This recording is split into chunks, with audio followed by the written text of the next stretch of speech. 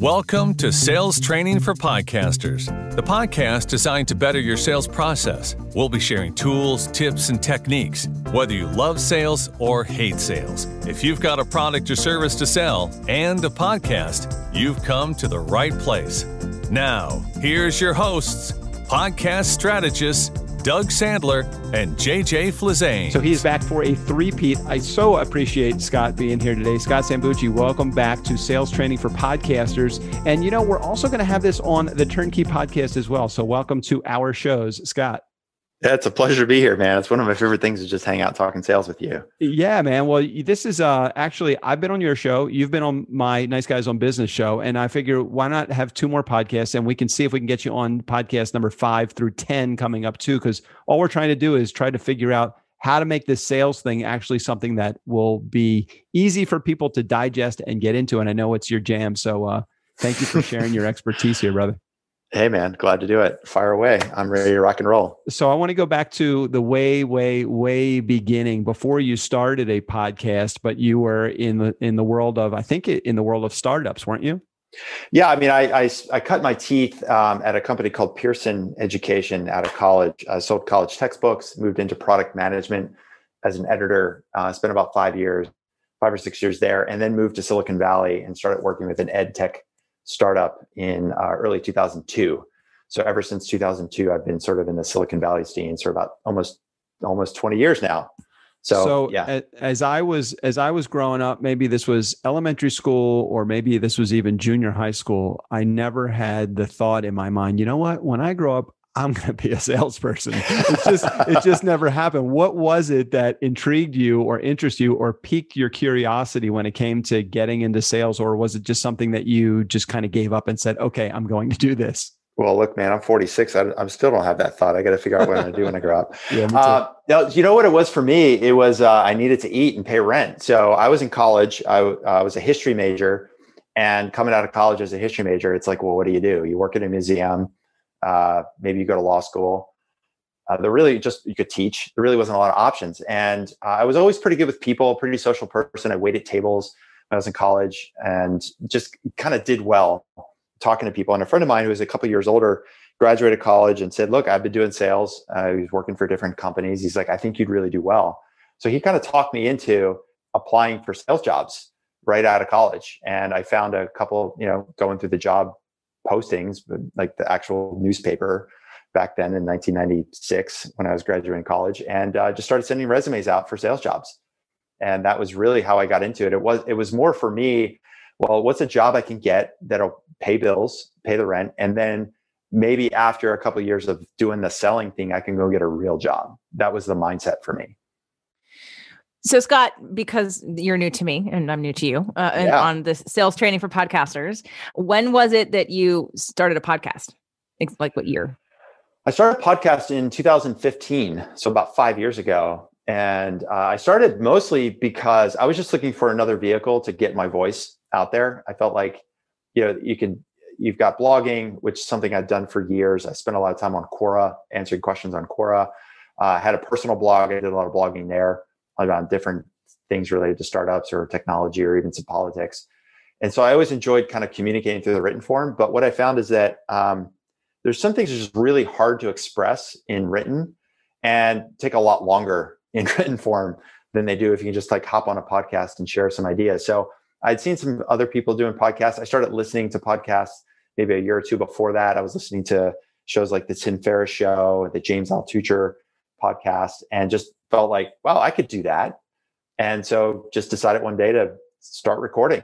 And so I opened up, I don't even remember what I used at first. I probably used some kind of audio platform on my Mac and recorded the first episode and got onto Libsyn and posted it there. And I was like, voila, I have a podcast.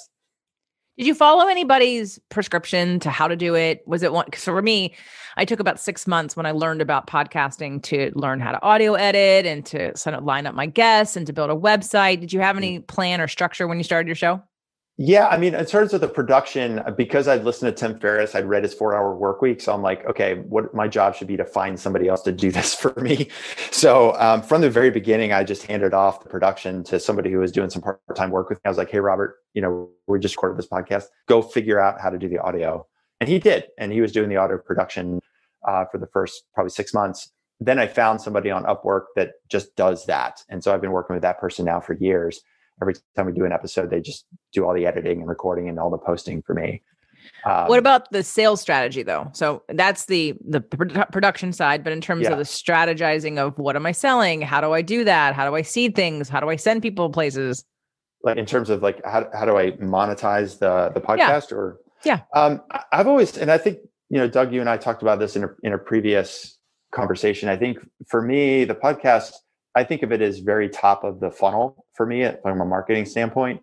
I've never looked at it as a way to directly monetize as much as I think of it as a sales enablement tool, meaning that, there's some people that come across the podcast and they might listen to an episode and subscribe. But I think my guess is most of the people that listen to the podcast are people that I'm already connected with on LinkedIn or they're on our email list.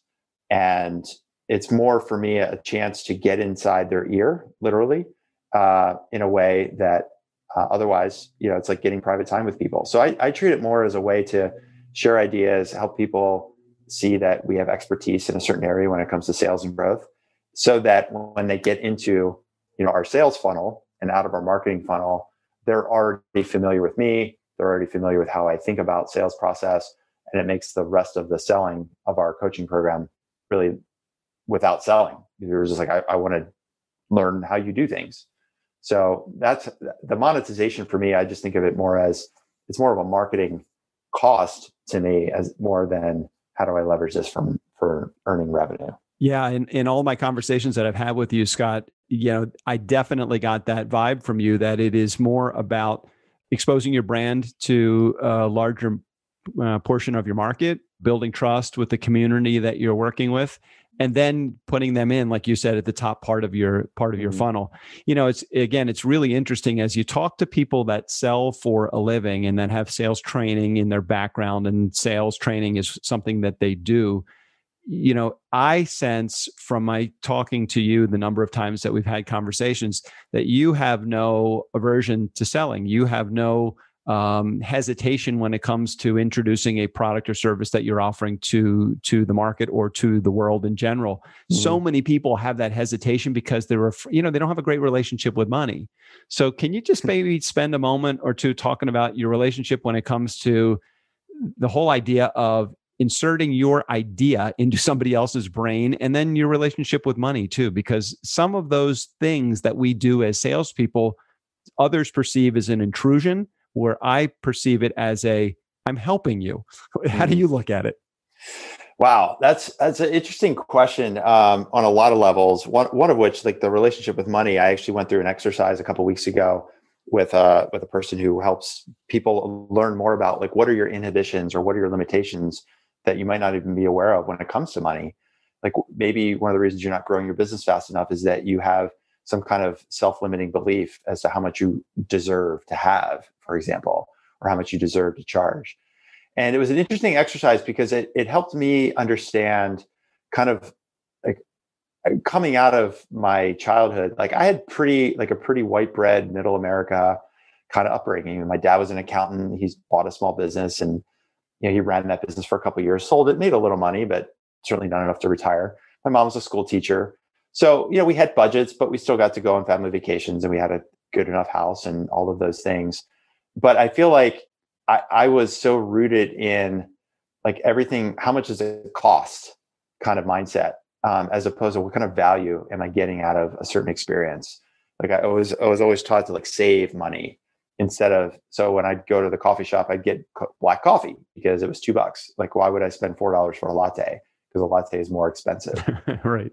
And it's just like something you don't realize how ingrained it gets in your mindset, because that does affect how you sell. If you're the kind of person that's like, wow, like I wouldn't want to spend $4 for a latte because it just seems expensive, as opposed to saying, well, yeah, it's $4, but holy crap, I love lattes, especially breve lattes. Like it's worth it to me to spend the extra $2 to get a breve latte.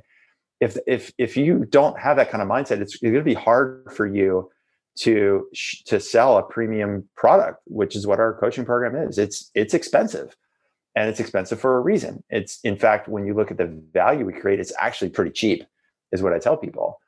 But it took me a while to sort of get comfortable with selling at the price point that we sell for our coaching program, because I was, in a way, implicitly forcing my perspectives of money on other people and feeling like, I know it's expensive, but I hope they want to buy it, as opposed to saying like, yeah, it's expensive. And let me tell you all the reasons why it's expensive. And this is all the stuff you're going to get when you do make that investment with us.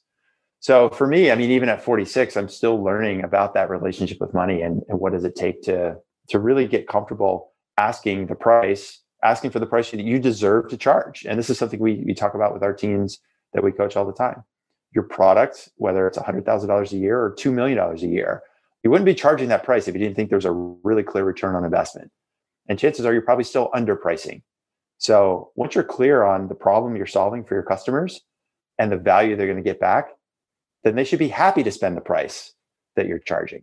So get comfortable with that.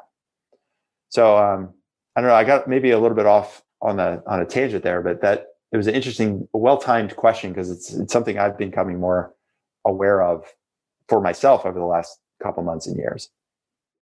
So my question is for Doug about the difference between Scott's business model with this podcast and mine. Because what's interesting, Scott, is that I have a coaching program, year-long coaching programs and masterminds and things like that also. And so when you talked about your podcast being marketing, I absolutely am right there with you. It's the only marketing I do. Wow. And because of that, I mean, minus a few Facebook posts here and there and a few Instagram posts, but I don't do any other marketing other than my podcast. But that means 100% of my sales come from my podcast. And so when I think of, like we talked about, monetization of your show, I guess I would think if it's the top of your funnel, which it is for me, but it's also in the middle and the end, because I can get people to jump into a 5-figure coaching program from just listening to the show. So there's no need to go through any kind of funnel other than the offer is out there. And then I say, here's the application, and they apply and then they buy. So to me, I'm making money from my show. I'm monetizing my show directly. I don't look at it necessarily separate from, even though, yes, it is still marketing and it is the number one thing that I do. So my question was for Doug as to if you know Scott's business model versus mine, like what's the difference? Well, the way that I look at Scott's business versus your business, just when as it relates to the podcast, JJ, is I look at Scott's business as his podcast is his brand ambassador. And I think that I'm not saying that he would ignore somebody picking up the phone or emailing him directly and saying, Scott, can you tell me a little bit about, your coaching program or how it works? But you have a direct, JJ, you have a direct connection with your community. And not only is it a brand ambassador type of show, but you have direct offers that you are making through your show. And I think Scott's is, he's got his entire business. If you look at your business as a big tire, let's call it. One of the spokes on this tire is his podcast. Your podcast, JJ, is at the center of your business because it's the marketing arm, it's the sales arm, it's the in some cases you're delivering some stuff through your inner circle group through a special membership podcast. So I just see it as a little bit different. Now, Scott, maybe because I don't know everything about your podcast and how it runs and how your business fits into it, but did I describe it right that it's just like one of the spokes and you have a whole other sales arm that you use too, correct? Yeah, that's right. I mean, our funnel is more maybe protracted than JJ's in that we have a multiple step process where we have at least one, in most cases, 2, sometimes 3 phone calls with potential clients before we feel like both sides are ready to engage in the coaching program that we have. And so for us, like the podcast, usually our call to action is something like, hey, go to the website and download a copy of my latest book, because that will add them to the email list where they're going to learn about webinars and other content that I'm pumping out, which then through those webinars, we offer to people like, oh, by the way, if you want to book a call with me, here's how. And then through that call, that's where they kind of step out of the marketing part of the funnel and into the sales funnel. That call is kind of the trigger that moves somebody out of the marketing list and into what we would call, a sales opportunity. And then from there, we have multiple steps before we get to the place where then they convert and become paying clients. So that podcast for us is really, like I said, top of the funnel. It's also content that we can share out to the marketing list. So once everybody's on the list, then we say, hey, every Monday, here's the latest podcast episode. We also repurpose content. So I might do a LinkedIn Live or a webinar, and we'll take that content and take the audio file, put it into the podcast. So it's just another medium to deliver the same content to two different places.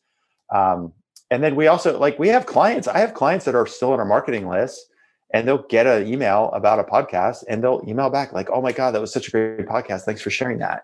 I'm like, "Yeah, by the way, that was free."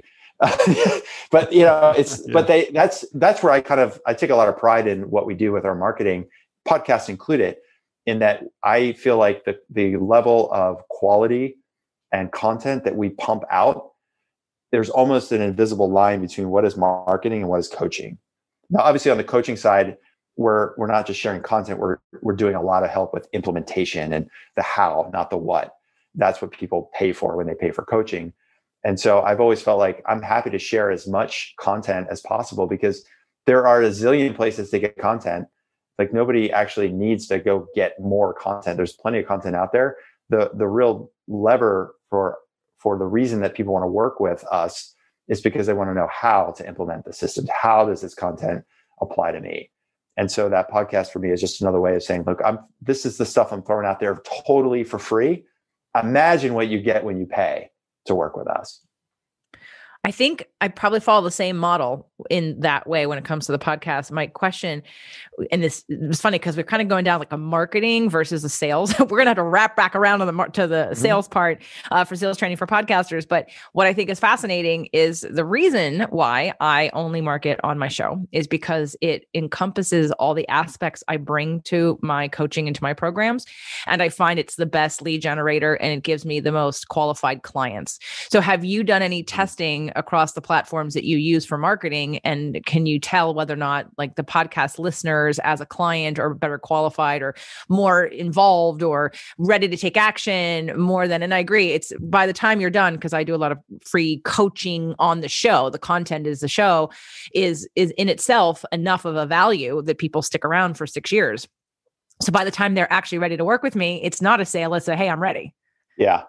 Well, I think the principle of readiness is really important. People can only, they can only take that action when they are ready to learn. And that's what they even said, I'm ready. They're not saying I want to buy. They're saying I'm ready. I'm ready to learn. I'm ready to engage. We haven't done metrics. We don't have good measurement. It's very opaque for us in terms of the podcast itself. And we haven't isolated out, okay, these leads came in because of the podcast, and because of that, they converted at a higher rate, or they were better clients.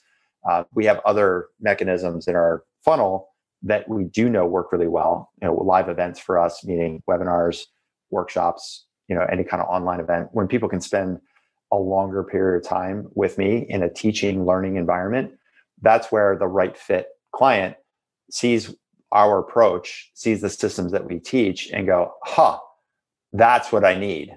And so that's when they opt in for that sales call. So that's one area. The second is just generally looking at LinkedIn or email lists, because we're pumping out a lot of content and high value content without any specific calls to action. When we do on occasion push out an email that is a call to action, specifically like, hey, we have a couple spots open. If you're interested, apply here. We do often, that will mobilize a portion of the list that, like you said, JJ, it's like there's always some small percentage of your list where people feel like, now I'm ready. They may not have been ready 6 months ago. They may not have been ready 2 years ago, but now today they're finally ready. And so those really specific calls to action are a way for us to kind of sort out those ready people from the other 95% of the people on the list. Got it. I think for me, I do so many different things, and there's a spiritual aspect and a law of attraction aspect and astrological aspect. And so when the show pre-qualifies the right people for me, so I don't have to do the song and dance for the wellness or the health people who aren't into that. Right. So it's like when they're coming from the show, I already trust and know, they know who I am. They know what I do, and I don't have to explain it or even earn their trust. And I think that's why the podcast works for me the way that it does. But to go back to sales training, in your, selling books and selling, the educational pieces and then moving into Silicon Valley, like, did you get formal sales training? Did you ever have any, because this show is also for people who don't like sales training. Like sales training for podcasters was designed because 85% of podcasters make no money. And half of them are people that love to talk about things and they want to share things and they're givers, but they can't make a sale and they hate selling and they hate the word sales and it feels bad. And we want to be able to provide a story and some insight there for the people who are successful, you know, what you had to learn along the way to get there. Yeah. So I mean, just maybe it's splitting hairs a little bit. Like the word training, I actually would tend to agree that I don't really find sales training in a traditional sense to be terribly effective. And the way I'm defining, and people could disagree with this definition of training, but the way I think about training is I'm going to go sit in a room for a day or two, listen to some person teach me a bunch of stuff, and then it's my job to go figure out how to apply that. Like I think about college classes, how many college classes did you sit in? And then, 2 hours later, you forgot everything that the professor said, even if you really liked the class. So I think in that sense, training can be less effective than an ongoing kind of personal development journey that I think all people should be on. And so for me, as I was selling college textbooks, while our company at the time was Prentice Hall, eventually became Pearson, they did have a training program of like, they fly you to the main office and for a week you sit down and get trained. The rest of the learning happened on campus. Like I'm on campus from 8 to 5 every day and I'm talking to professors about the college textbooks that they should be using in their class. And it's like real time sales, like learning. And so I was an outside salesperson in Charlotte, North Carolina, working from my apartment. My manager was in Raleigh. He had 8 other reps in North and South Carolina to manage. It wasn't like I was sitting there next to a manager every day. It was teaching me stuff. It was really, they hired me on aptitude and they said, here are the books, here are the catalogs. We'll see you in 6 months at the national sales meeting. If you need some help, give me a call. And so I fortunately was very motivated to want to do well in this opportunity that I had. And so I went and I just decided every week I was going to read a sales book. So every week I went to the bookstore, I bought another sales book, and I read that book that week, and I would immediately start applying those things. I listened to audio cassettes in the car. I listened to Brian Tracy and Zig Ziglar. I'd listened to Tony Robbins. I did the Tony Robbins Personal Power program when I was 22 years old. And that was an ongoing 30-day program. And then I'd go back and listen to those tapes in between calls, between campuses. So for me, it was almost like a self-developed training course that was just ongoing.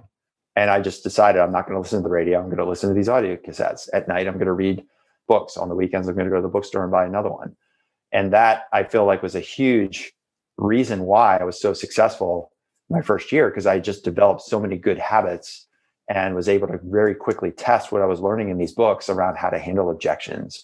I remember specifically learning something from Brian Tracy about how do you get time with somebody. And I went to a college professor's office and he was the head of the department, math department. I wanted to talk to him about the college algebra books we had. And I said, listen, I know you're really busy. Could I maybe get 20 minutes of your time? And he said, no, I'm too busy. He just looked at me and said, no, I'm too busy. And I said, 15? And he's like, I'm too busy. I said, 10. He said, I'm too busy. I said, do you have 6 minutes? Could I have 6 minutes of your time today? And he looked at me and he said, come back at 3:00. I'll give you 6 minutes.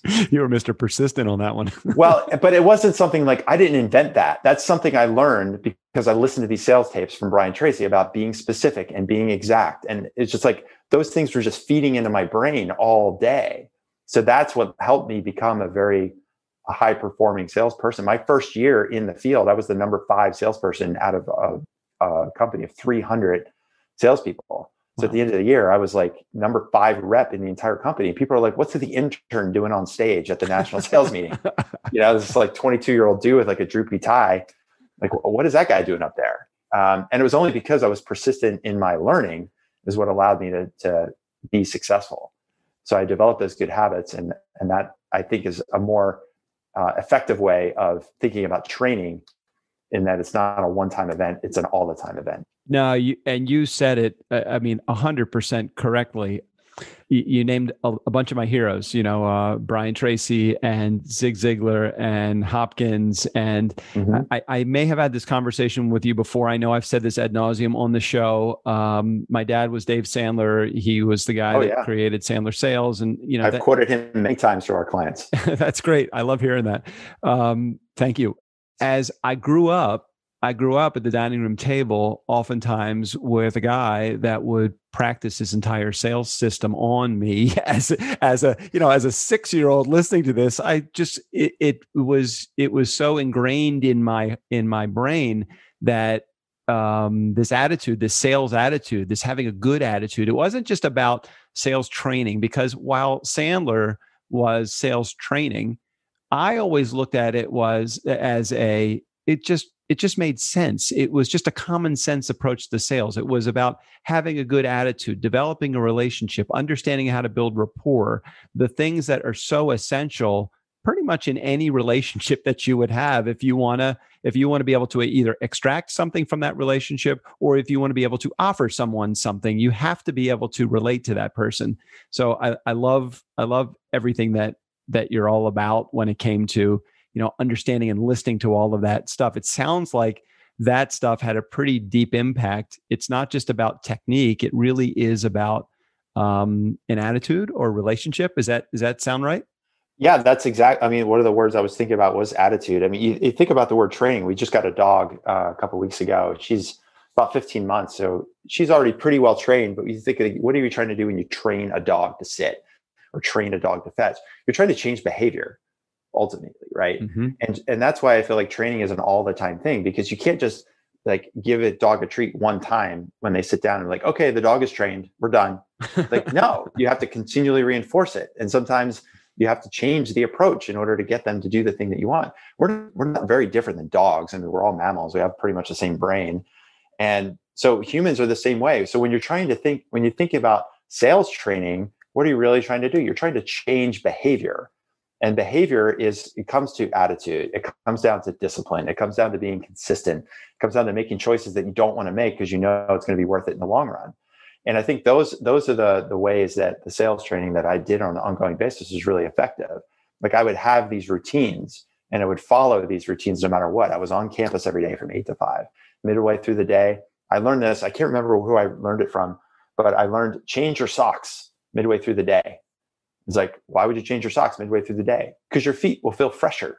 You've been walking around all day and now you have socks you've been wearing since 6 o'clock in the morning. Change your socks. I used to have a second pair of socks I kept in the car, and midday I'd go back and change my socks. And I tell people this at the sales meeting, and they're like, you did what? And the point wasn't about changing the socks. It was about the attitude. It was like, everything I do matters.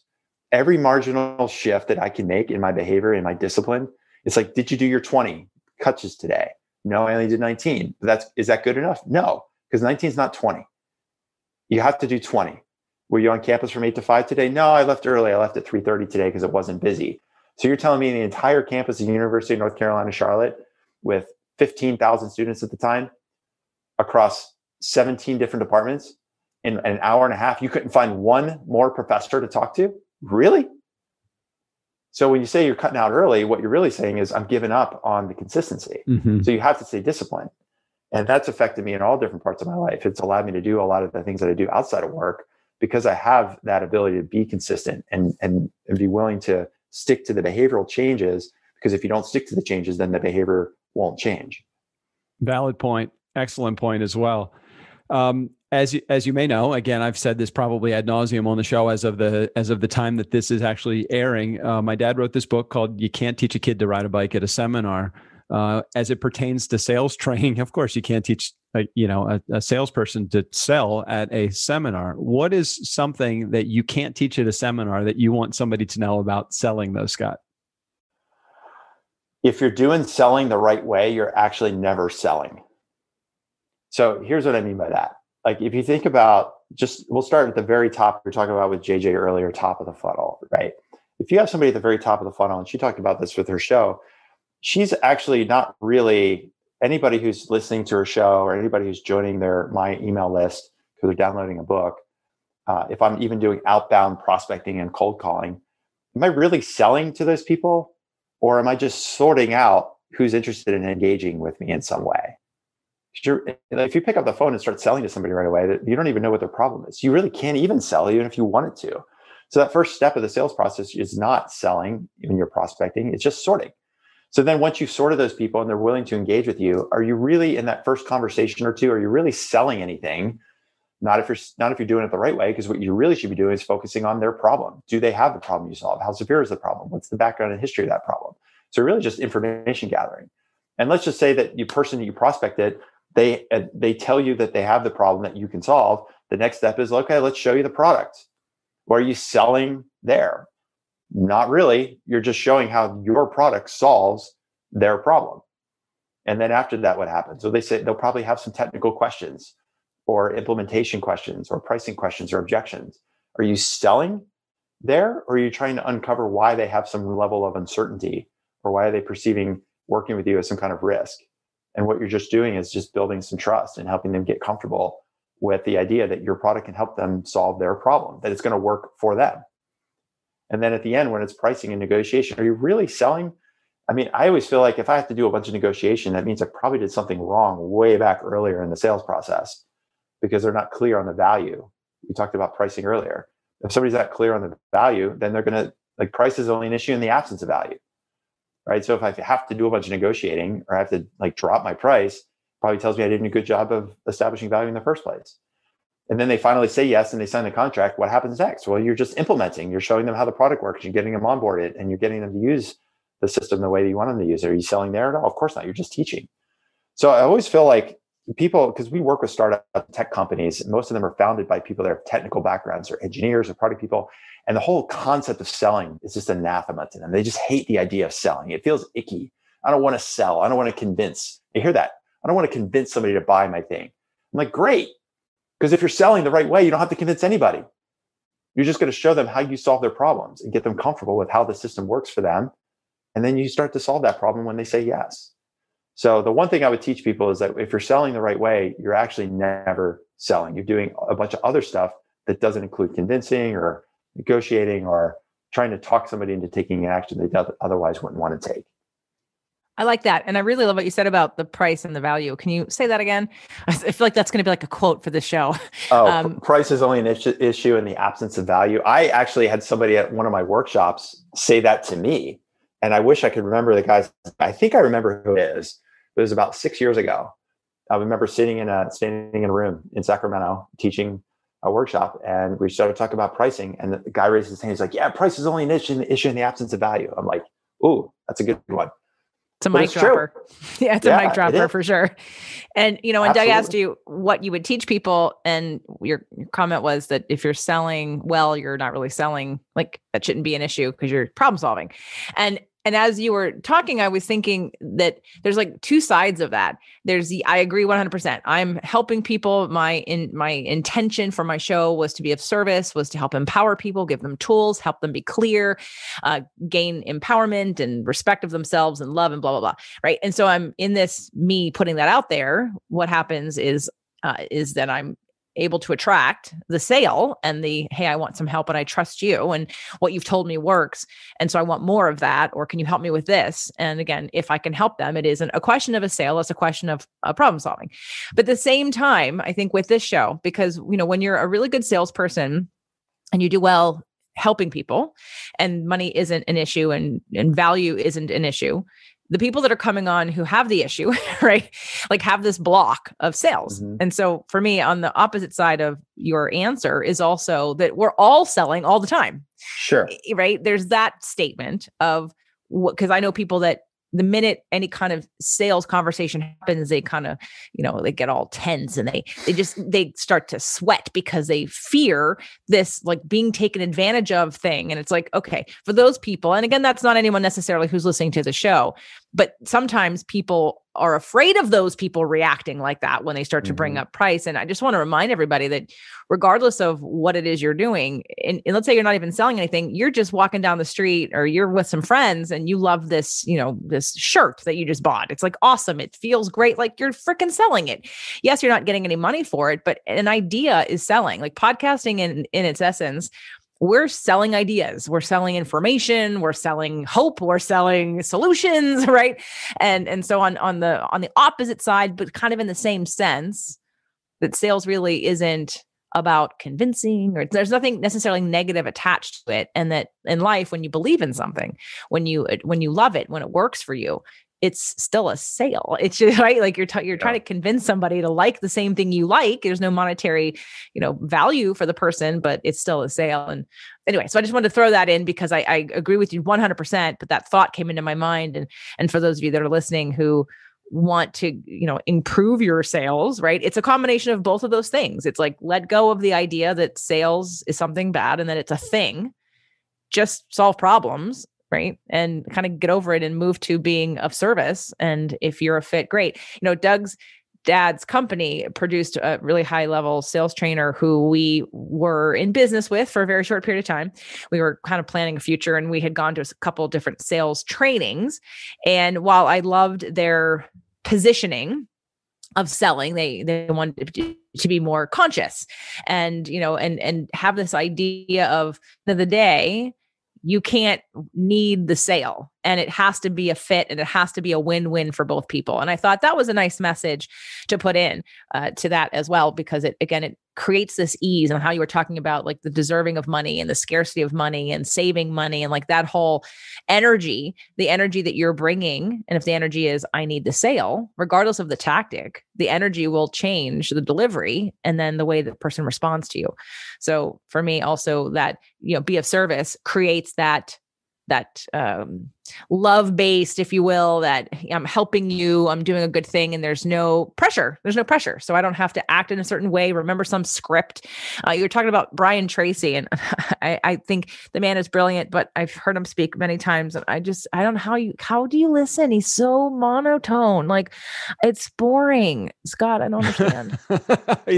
He's been around for like 85 years. Well, maybe you're just not a fit for him, right? I mean, a lot of it is around style as well. Like, I like his analytical approach, and like the selling piece. It's funny. Like, you can't want to sell to somebody more than they want to buy.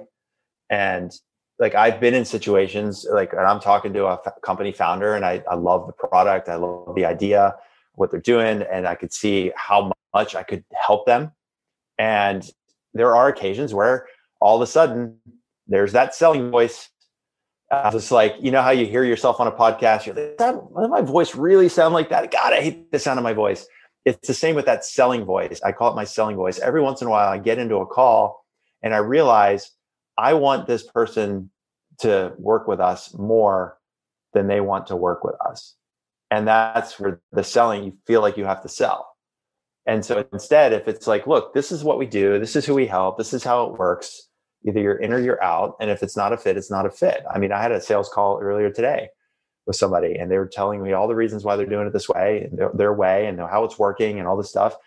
And I said, so remind me, why are we having this conversation in the first place? Well, sorry, I didn't mean to interrupt you, but I want to ask you that, because I think there's going to be some people in our audience that are feeling like, well, how at some point the conversation has got to change from I'm having a conversation with Scott to I need to introduce him to something that I do. So let's just take, if you weren't a podcaster for the sake of argument for a moment, and I have somebody on my show and I'm talking to them about podcasting, because I usually bring up the subject of podcasting, and I know that they don't have a podcast, and I can see it absolutely could benefit them. And they're even giving me some of the words that would make me feel like this is somebody that wants me to go from just a interview to potentially, let me now chat about what we do. So at what point do you realize it's time to turn that corner in the conversation to have a sales conversation? And what does that look like for you?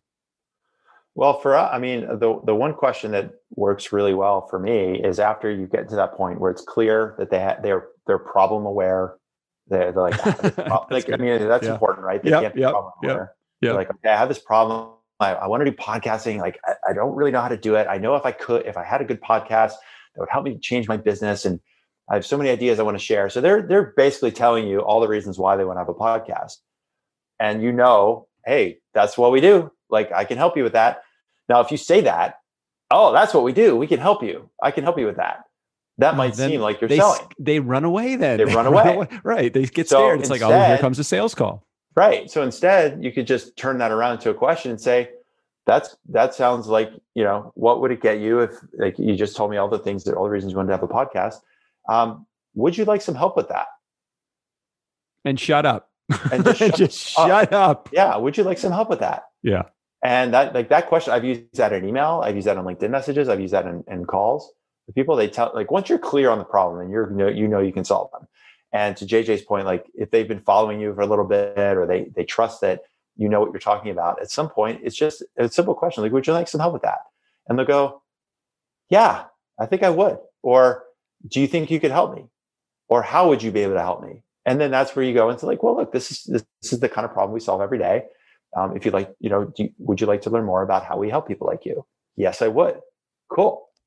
I think that people are pretty smart that are on let's say, the supplier of the service. I think there's a lot of people that know exactly what they do. They know who they serve. They know all the things, and they have that person in front of them, and they just don't know how to get beyond that oogie feeling of, wow, there's somebody that just gave me a buying signal. I don't know how to relate to that. Yeah. I don't know what to do here. And that, to me, that's when you go from just being like a normal, let's have a conversation, to oh, there goes that sales voice. Yeah. It's like, I don't like to hear that in myself either. I would rather just say, hey, I'd love to be able to help you with that. Is this something that you'd like to have a conversation about? Yeah. And for some reason, I go into freaking sales mode. Even a guy that has literally, I'm 56 years old, have had decades of sales experience and training to teach me not to do that. And I get so excited not because I'm going to make a sale,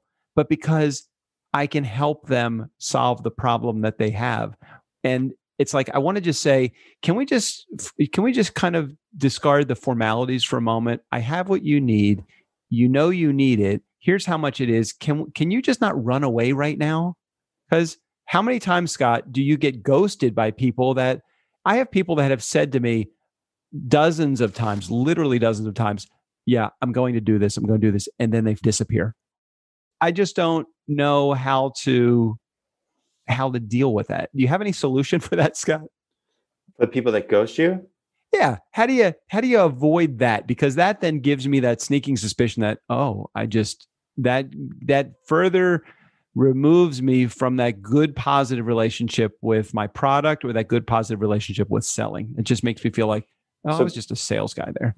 When you go into that conversation, when it starts, what's the frame of that conversation start with?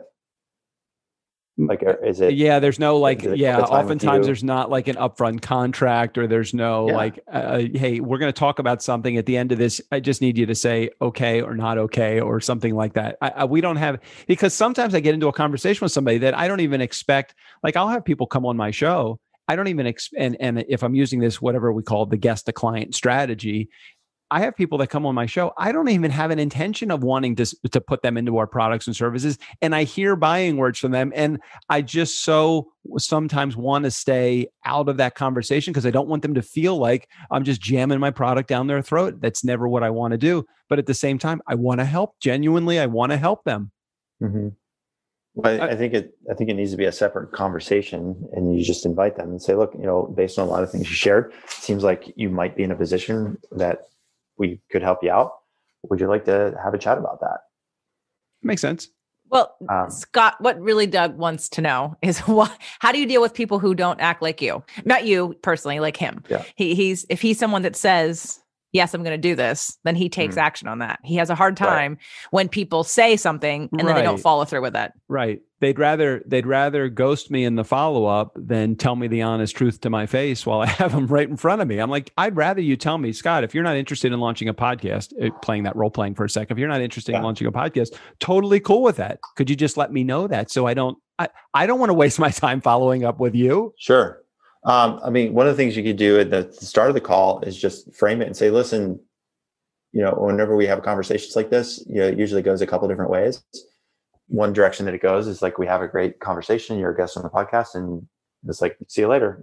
We'll make sure we share the episode with you, and have you share it with your people.